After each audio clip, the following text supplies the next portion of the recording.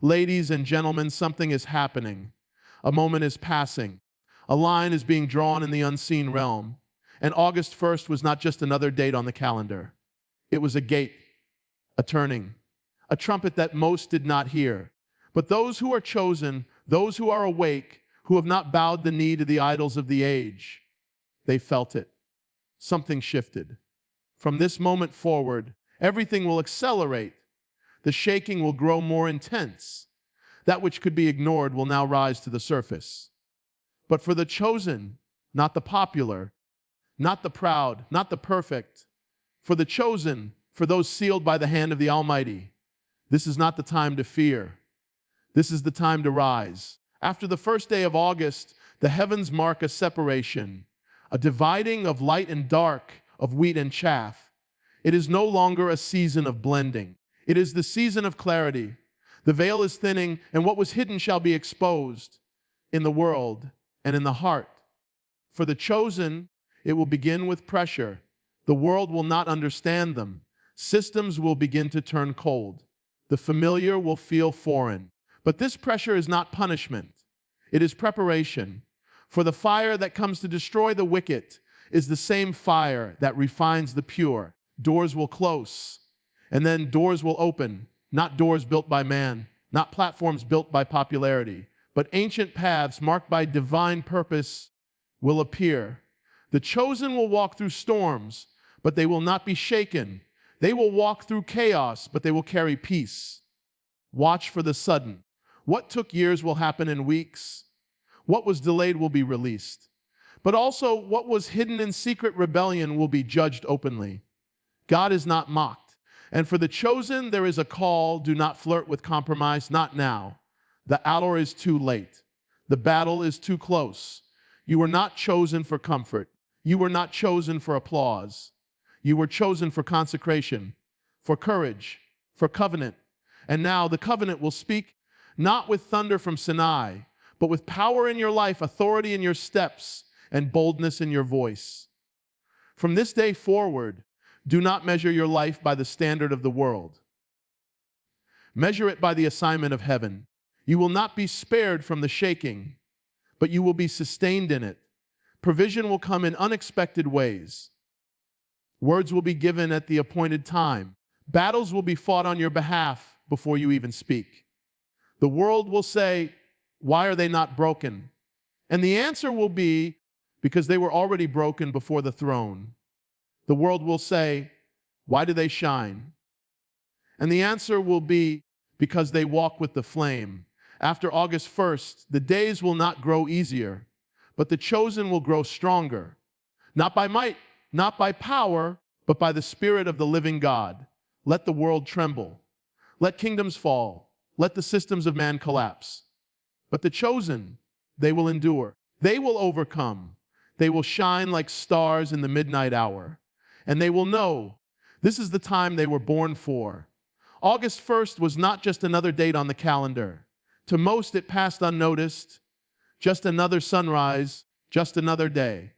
But in the realm that matters most, in the invisible world, where God moves and decrees are spoken into existence, something shifted. A gate opened. A divine clock struck a prophetic hour. There was a trembling in the spirit, a whisper in the hearts of those who are chosen, not because they are better, but because they have been marked by heaven for a purpose beyond comfort. The world measures time by the ticking of seconds, by months, by economic quarters, and election cycles. But heaven measures time by purpose, by fulfillment, and by divine alignment. And August 1st was such a moment, a convergence, a divine intersection where time touched eternity. From that moment, a spiritual current was released. It was subtle to the natural eye, but loud in the spirit. The atmosphere changed. And those who are sensitive to the voice of the Lord felt it. Some didn't know how to describe it. A stirring, an uneasiness, an urgency. It was not fear, but awakening. It was as if God was saying, prepare. The season has shifted. Heaven's calendar does not operate on man's permission. When God moves, he does not wait for earthly confirmation. The chosen, those set apart, those in covenant, those walking in obedience, were not caught off guard. They may not have known the details, but their spirits were aligned. There had been a stirring for weeks, for months, pointing toward a moment when things would begin to change more rapidly. August 1st was that mark. From that day forward, everything began to accelerate. Patterns that once moved slowly began to gain speed. Systems that appeared stable began to tremble.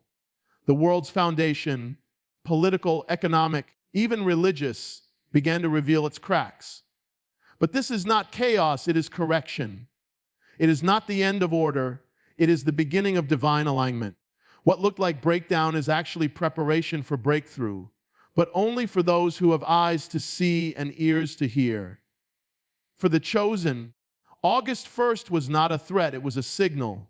It was a trumpet call in the spirit. It was the kind of moment that prophets feel in their bones, that watchmen sense from their towers. The heavens were declaring the shaking has begun, not to destroy, but to reveal, not to punish, but to purify. Those walking in hidden rebellion may have continued as though nothing changed, but for the remnant, for the surrendered, for the praying, for the faithful, the sense of divine urgency grew louder. This moment was not born from political shifts or natural disasters. It was born from divine timing. It was the echo of the Lord's voice saying, "Enough delay. The hour is late. The time is now." After August 1st, what was tolerated will no longer be covered. What was delayed will begin to manifest. And what was once distant will draw near. The chosen are not immune to the shaking, but they are not defined by it. They are refined through it. And that refining began in a deeper way after August 1st. The call is no longer to survive the season, but to be activated in it. The chosen are being stirred to action, not by emotion, not by impulse, but by the Spirit of the living God. There is now a divine quickening, a rising of warriors, intercessors, and voices who were hidden until the appointed time. And now that time has come. In the natural, nothing may look different, but in the Spirit, everything has shifted, and those who walk by the Spirit can feel the urgency. A heavenly line has been crossed. From August 1st onward, the pace of heaven is increasing. The chosen must walk in step with it, not lagging behind in fear, not racing ahead in presumption, but in alignment, step by step, breath by breath, obedient to the whisper of the Lord. What happened on August 1st cannot be measured by news headlines or weather reports. It was a spiritual alignment, a divine release, a sign for those with eyes to see. And for the chosen, it was the beginning of something greater, not easier, but greater. Something has begun. The gate has opened. And there is no turning back. A line is now being drawn, not by man, not by institution, but by the hand of God Himself. After the spiritual shift that occurred on August 1st, we have entered a time where the gray areas are vanishing. What was once allowed to hide in ambiguity will now be exposed to the light. It is no longer a season where good and evil blend comfortably in the same space, where compromise is masked as wisdom and where lukewarmness is passed off as balance. Now comes clarity. Now comes separation. The Spirit of God is making a distinction, not just between the righteous and the wicked, but between those who are fully His and those who merely claim His name. This is a hard word for a soft generation, but it is a necessary one. The days of convenient Christianity are ending. The season of cultural faith, where people align with Christ when it costs them nothing, is being exposed. The chosen cannot afford to stay in the middle anymore. They are being summoned to the edge, to the altar, to the fire. This separation is not one of denomination or outward appearance. It is not about who speaks the loudest or who appears the most spiritual. It is an internal dividing. God is distinguishing between those who carry His presence and those who only carry a form of religion, between those who obey even when it costs and those who perform only when it benefits. The shaking that has begun will reveal what foundations are made of: wood, hay, and stubble, or gold refined by fire.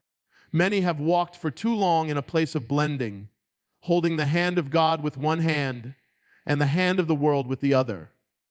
But now, the fire will force a choice. The pressure will squeeze out what's hidden. You cannot cling to two altars anymore. You cannot worship at the temple of self and still carry the name of Jesus with power. He is separating light from darkness, devotion from performance, obedience from convenience. This is a holy hour, not a popular one. It is a time when the spotlight will begin to fall not on the platformed, but on the consecrated. And those who have waited in secret, prayed in silence, remained faithful in the quiet place, they will begin to rise. Not to fame, but to assignment. They will not be known for applause, but for authority. The oil they carry was purchased through crushing. And now, that oil will distinguish them in a dry and thirsty land. The spirit of compromise will grow more obvious in the coming days. What once looked like unity will now be exposed as mixture. What was tolerated under the guise of love will now reveal itself as decay. God is not angry. He is holy. And his love is not weakness, it is consuming fire. The chosen are those who welcome the fire, who embrace the refining, who would rather be hated for the truth than accepted in deception. There is no hiding in this new season. The lines are becoming bold. What was whispered in secret will be shouted from the rooftops. The fear of man will no longer be enough to keep people in the middle, because the middle ground is collapsing. Decisions will be required. Allegiances will be tested, not just by words, but by choices, by sacrifices, by how we live when no one is watching. The Spirit is bringing divine clarity, not to confuse, but to awaken, not to shame, but to prepare. God is making clear who is standing with him. Not everyone who says, Lord, Lord, is walking in obedience. And not everyone who is unnoticed by the world is unknown to heaven. The separation is not meant to isolate, but to consecrate. It is the threshing floor where the wheat is separated from the chaff, not to destroy, but to gather what is pure for his glory. The chosen will feel this pull, a holy discomfort, a stirring deep within that says, I can't live the way I used to. It is the Spirit calling them deeper, calling them away from surface-level devotion and into costly surrender. Those who respond will find that while the road is narrow, it is filled with fire and glory. They will carry a clarity that cuts through confusion, a purity that exposes deception, and a boldness that doesn't bow. This is no longer the hour for compromise. The trumpet has sounded in the Spirit. Haven is separating, and the chosen must be ready to stand, to speak, and to live as those who are unmistakably his. For the chosen, what is coming is not punishment. It is pressure, and that pressure is holy. It is not designed to crush, but to refine. It is not sent to destroy, but to awaken what has been dormant. The pressure will come in waves, through relationships, through circumstances, through systems that once felt secure, and it will reveal where the heart truly stands. This is not wrath. This is preparation. A loving God is making his people ready, not for escape, but for endurance, for clarity, for authority. The chosen are not exempt from hardship. In fact, they will feel it more deeply, because they are not called to hide from the fire, they are called to walk through it. Just as gold is purified by heat, so must the people of God be shaped by pressure. This pressure will expose what is built on sand and what is founded on the rock. It will shake the things that can be shaken, so that what cannot be shaken may remain. And for the chosen, what remains is faith that has been tested and proven. Many are praying for comfort, for ease, for favor without cost. But heaven is not responding with ease, it is responding with alignment. God is more interested in making his people holy than happy. He is more concerned with forming Christ within than granting earthly success. And so, he allows pressure not as a cruel taskmaster, but as a loving father. Because it is through pressure that strength is forged, vision is sharpened, and obedience is solidified. The pressure will manifest in different ways. For some, it will be the rejection of people they once leaned on. For others, it will be doors closing that seemed guaranteed. The familiar will become foreign. Places that once felt comfortable will begin to feel restrictive. This is not a sign of failure. It is a signal of transition. God is moving his chosen out of places of complacency and into spaces of purpose. But between the promise and the fulfillment lies the process. And that process is marked by pressure. There will be moments of wrestling. Just like Jacob wrestled with the angel, the chosen will wrestle not to earn a blessing, but to be changed by one. And in the midst of that wrestling, identity will shift. The old name will be stripped, and the new name will be sealed. The pressure is forming a people who are not just aware of God's promises, but are trustworthy enough to carry them. In this season, favor will not always look like comfort. Sometimes favor will look like fire. The furnace that refined Shadrach, Meshach, and Abednego didn't destroy them. It revealed the presence of the fourth man. And so it will be now. The chosen will walk through pressure, but they will not be alone.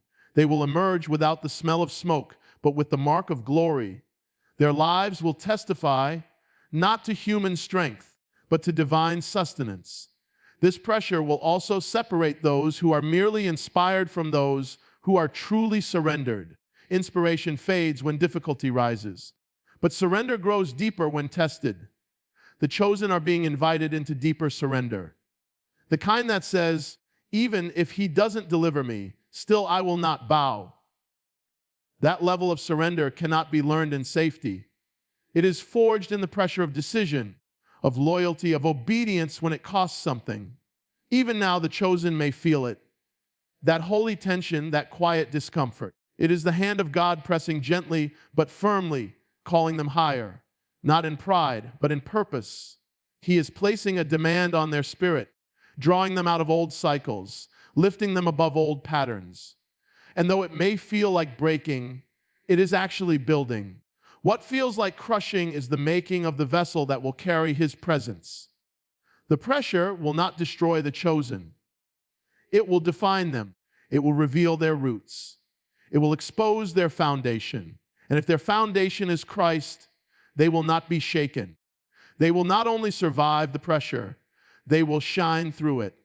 They will emerge with authority, with clarity, and with a testimony that says, we have been through the fire, and he was faithful. This is not punishment. This is preparation. And for the chosen, it is a sign not that God is distant, but that he is near, nearer than ever, refining his own with the pressure that produces purity, power, and purpose. After August 1st, a divine acceleration was set in motion. Heaven issued a decree, and the pace of spiritual events began to shift. What once took years will now unfold in months. What felt delayed, hindered, or buried under layers of resistance is suddenly finding release. The chosen, those who have been walking in obedience, even in obscurity, are about to experience a sudden shift. This is the season of divine suddenly, not driven by man's schedule, but by God's sovereign timeline. Acceleration does not mean chaos. It means divine order being established faster than expected. For those who have been waiting, praying, and standing on the edge of promises, the delay was never denial, it was preparation. But now the window has opened. The wind of the Spirit is blowing, and things that were stuck are now being supernaturally set in motion. Long forgotten words from the Lord will begin to stir again. Prophetic promises that once felt distant are being called into the present, not by the manipulation of man, but by the hand of God. But in this same acceleration, there will be exposure. God is not just moving quickly to bless. He is also moving quickly to cleanse. What was hidden in the shadows, tolerated in silence, or cloaked in religious language will be exposed in the light. It is a dual move, the exaltation of the humble and the revealing of the prideful. Not to shame, but to bring truth. Not to destroy, but to give a final invitation to repentance. This is the season where the inside must match the outside, where private obedience matters more than public platform. For the chosen, this acceleration will not always feel easy. It will demand readiness, flexibility, and complete dependence on the voice of the Lord. Plans may shift overnight. Directions may change in a moment. The door that opens may not be the one expected, but it will be the one anointed. And those who are walking closely with the Spirit will find themselves in rooms they never applied for, standing in places they never imagined, and speaking words they didn't prepare, because heaven will orchestrate divine appointments that no man can stop. This is a time of divine reversals. The last will be first. The unseen will be revealed. The overlooked will be elevated. But not for applause, for assignment. God is not raising up entertainers or influencers. He is raising up intercessors, carriers of His glory, voices of righteousness in a darkening age. This is not about visibility. It is about responsibility. And acceleration will come only to those who are ready to carry the weight of the assignment with humility. In the same breath, there will be a removal of distractions. Things that once seemed necessary will suddenly fall away. Relationships, positions, patterns of living that do not align with God's pace will be left behind. The chosen must be willing to travel light. Acceleration requires shedding the unnecessary. And though it may feel like loss, it is divine pruning. God is not taking to punish. He is removing to prepare. Every branch that bears fruit must be pruned to bear more. And in this season, fruitfulness will not come through striving, but through surrender. This acceleration is also strategic. God is redeeming time. What was lost through delays, through disobedience, through detours, He is restoring. For some, this means years of stagnation will be made up in a matter of weeks. For others, it means opportunities that once passed them by will return, but with greater purpose. This is not about repeating the past. It is about redeeming it. And only God can do that at the speed He is now moving. But the acceleration will be uncomfortable for those who try to hold on to the old season. Familiarity will not be a safe place. The pace of God will expose comfort zones. Those who try to move at yesterday's speed will miss what is being poured out today. There is a divine urgency that cannot be ignored. The cloud is moving, and those who linger too long will find themselves misaligned. This is a call to move with the cloud, even if it means leaving behind what once worked. God is accelerating His plans not because He is in a hurry, but because the time is short. The hour is late, and the chosen must be in position, fully awake, fully surrendered, fully available. This is not just a moment of fulfillment. It is a moment of alignment. Acceleration is here, and those who walk with God will see the suddenlies, the breakthroughs, the reversals, not as surprises, but as confirmations that heaven has moved, and those who are ready will move with it. In this new season, the call on the chosen is not to be impressive, but to be consecrated. The world is celebrating popularity, performance, and platform, but heaven is looking for purity. The days of blending in and playing both sides are over. The hour is too late for compromise. God is drawing His people into a deeper walk, a higher standard, a life of holy separation. This isn't about legalism or rules. It's about relationship and reverence. It's about walking so closely with the Lord that His heartbeat becomes the rhythm of your steps. The chosen are being called to live set apart. Not perfect, but surrendered. Not flawless, but faithful. The world may not notice them, but heaven does. These are the ones who say yes when no one is watching. These are the ones who turn down the invitation to be celebrated by men because they are already approved by God. This kind of consecration doesn't happen by accident. It happens through choice, through consistency, through costly obedience. And in this season, those choices will matter more than ever. The pressure of this hour is exposing the cost of compromise. What once felt harmless now feels heavy. The Spirit of God is turning up the light in the inner places. It's no longer just about public sins. It's about private motives. The whisper of the Spirit is calling the chosen to examine every part of their lives, not out of fear, but out of a longing to be pure vessels. This is a time to clean the altar, to let go of what clutters the heart, to refuse to carry into the next move of God what cannot withstand His fire. The chosen cannot walk like the world and expect to carry the weight of God's presence.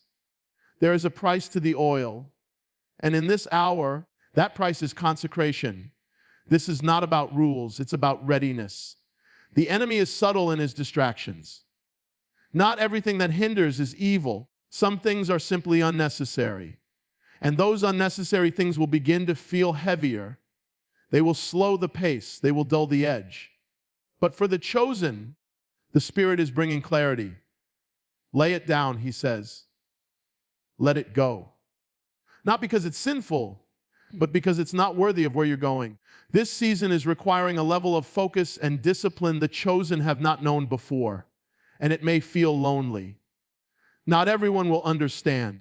Some will mock the seriousness, the intensity, the passion. But consecration is not for show, it is for alignment. It is for readiness. The chosen must be willing to walk differently, to talk differently, to prioritize differently. Their time, their relationships, their decisions must be governed by the Spirit, not by the crowd.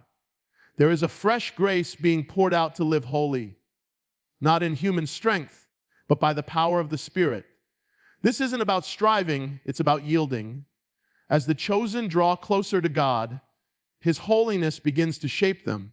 Conviction increases not because of condemnation, but because of love.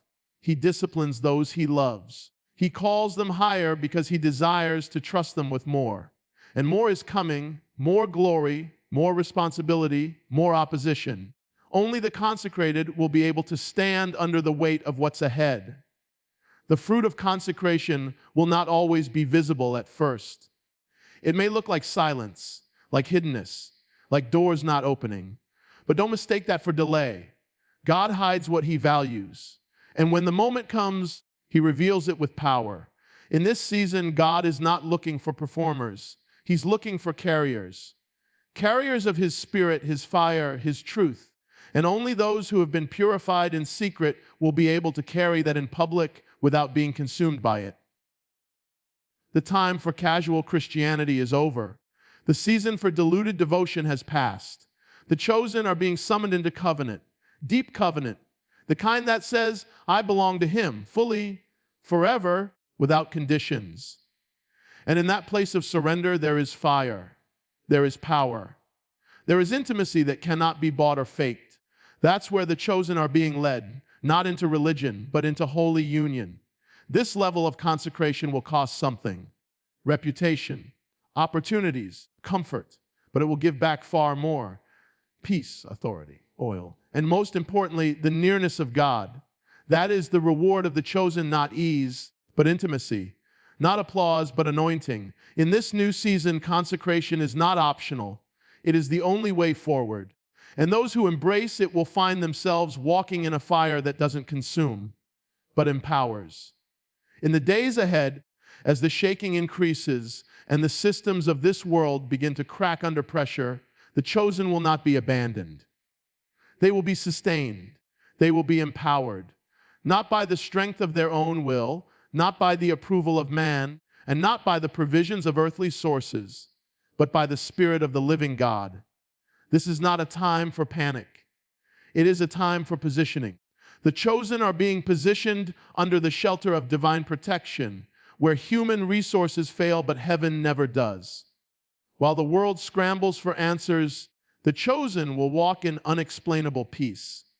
Not because their circumstances are easier, but because their source is different. They are not anchored in the economy, politics, or popularity. They are anchored in the presence. And in the presence, there is provision. In the presence, there is direction. In the presence, there is supernatural calm, even in the midst of chaos. This is not poetic. It is prophetic. The Spirit of God is clothing His people with resilience that the world cannot replicate. Provision will come, but not always in familiar ways. It may not be in the form the chosen expected, but it will be exactly what they need.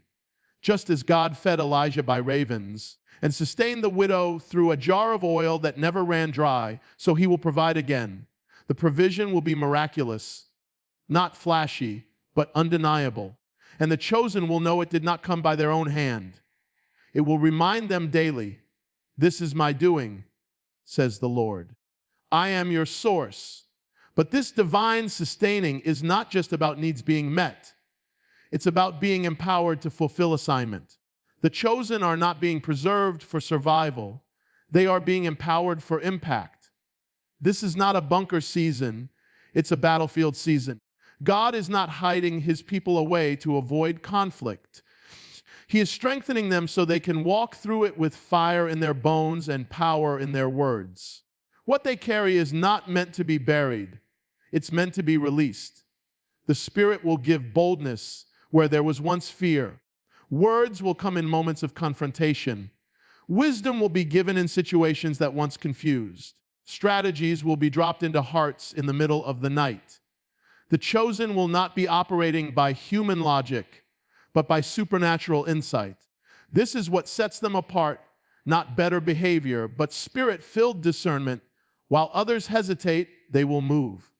While others retreat, they will advance. There will be battles. Not every moment will feel triumphant, but the chosen will not be fighting alone. Heaven is backing them. Angels are assigned to them, and the authority of Christ is upon them. This is not imagination, it is inheritance. The chosen are not being sent out to survive. They are being sent to conquer territory, to tear down strongholds, to shift atmospheres. But only those who know they are sustained by God can step into such assignments without fear. Even in physical weariness, the chosen will find supernatural strength. They will rise in the morning not because they are rested, but because they are restored. This is the work of the Spirit, refreshing from the inside out. As the external world grows darker and more unstable, the inner world of the chosen will become more stable, more vibrant, more full of light. It will confuse those around them. The world will ask, why are they not falling apart? Why are they still standing? And the answer will not be in eloquent words, but in the quiet power of their lives. They are sustained. In this season, fear will try to knock on every door, but the chosen will not open it, because fear has no room in a house where faith lives. And their faith is not generic. It is rooted in a God who has never failed. Every past victory will become fuel for future endurance. They will remember how he brought them through before.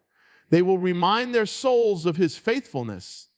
And in doing so, they will silence every lie of the enemy. There will be noise, confusion, and opposition, but it will not drown out the voice of God. For the chosen, his voice will become clearer, his guidance more specific. The Spirit will whisper directions, give confirmations, and stir up courage when they need it most. They will not be guessing their way forward, they will be led. The chosen will endure not because of who they are, but because of who their God is. Their strength will not come from the outside, but from within, where the Holy Spirit dwells in fullness. And from that deep well of divine strength, they will rise, they will walk, they will speak, and they will overcome.